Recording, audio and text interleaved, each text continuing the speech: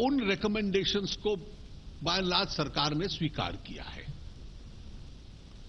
और वो recommendation 1 January 2016 से लागू होगी। त्यानुसार कर्मचाऱ्यांच्या पगारात सरासरी 23.55% वाढ होणार आहे। 50 लाख केंद्रीय कर्मचारी आणि 58 लाख निवृत्त कर्मचाऱ्यांना याचा फायदा होईल। कर्मचारी आणि पेन्शनधारकांना 1 जानेवारी 2016 पासून पूर्वलक्षी प्रभावानं रक्कम मिळणार आहे। यात किमान मूळ वेतनात 7,000वरून 18,000ची वाढ करण्यात आली आहे। त्यामुळे सर्वात कनिष्ठ दर्जाच्या कर्मचाऱ्याचं किमान वेतन 23,000च्या घरात जाणार आहे।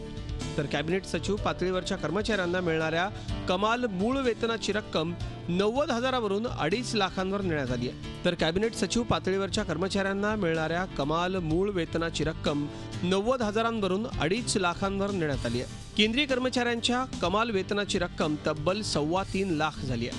त्यामुळे सरकारच्या तिजोरीवर 1.2 लाख कोटी रुपयांचा बोजा पडणार आहे। 2016-17च्या अर्थसंकल्पात यासाठी तरतूद करण्यात आली नसली तरी अधिकाऱ्यांनी दिलेल्या माहितीनुसार विविध मंत्रालयांना वाढीव पगारासाठी रक्कम आधीच मंजूर करण्यात आली आहे। ही रक्कम 70,000 कोटींच्या घरात असल्याचं सांगितलं जात आहे। त्यामुळे प्रत्यक्षात अंदाजे 30,000 कोटींचा अतिरिक्त बोजा केंद्राच्या तिजोरीवर पडणार आहे। या वेतन वाढीमुळे अनेक कर्मचारी खुश झालेत। कर्मचारी सभी पिछले कई महीनों से दिल्ली की तरफ मुंह करके रोज सवेरे से बैठते थे। आज अभी खुशखबरी मिली है कि उसको कैबिनेट ने मंजूरी दे दी है। ये जानकर हम लोगों को बहुत खुशी है और वास्तव में खुशी उन लोगों को है जो आजकल में रिटायर हुए हैं, हो रहे हैं और होने वाले हैं, उनको ये ज़्यादा खुशी का विषय है। ये बड़ी खुशी की बात है, सभी कर्मचारियों को हर्ष व्याप्त है और इसकी प्रतीक्षा थी हम लोग काफ़ी दिनों से, तो आज बहुत अच्छा दिन है। कितनी उम्मीद थी सर आपको? 23%? अभी ये तो हम पूरे डिटेलाइज ही मालूम कर सकते हैं कितना क्या बढ़ा है, क्या मिला है। अभी 7 महीने के बाद आज को डिसाइड हुआ है तो काफ़ी खुशी हुई है। सर 23% जो मंजूरी मिली है, क्या उम्मीद थी आपको? अब 23 तो नहीं होना चाहिए था, बढ़ना चाहिए था।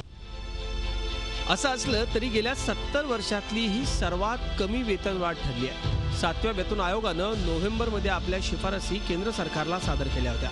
त्यामध्ये 14.27%ची वाढ सुचवण्यात आली होती। असं असताना केंद्र सरकारनं 23.55%ची वाढ देऊ केली असली तरी ही वाढ 6व्या वेतन आयोगापेक्षा कमी आहे।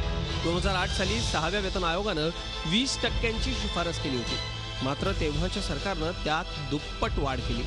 त्यामुळे केंद्रीय कर्मचाऱ्यांच्या काही संघटनांनी नाराजी दर्शवली। चेन्नईमध्ये या विरोधात कर्मचाऱ्यांनी निदर्शनं केली आणि ही वाढ अन्यायी असल्याचा आरोप केला। The BJP government, the central government have not changed any recommendation of the pay commission. They are going to implement the pay commission report as it is. If that is the case, the central government employees, particularly in the cadre of MTS, they will be losing heavily. It is nothing but a negative pay packet. It is minus salary. There will not be any improvement. अनेक कर्मचारी संघटनांनी या विरोधात आंदोलन तीव्र करण्याचा निर्णय घेतलाय। Bureau report Zee media. Zee 24 तास रहा एक पाऊल पुढे।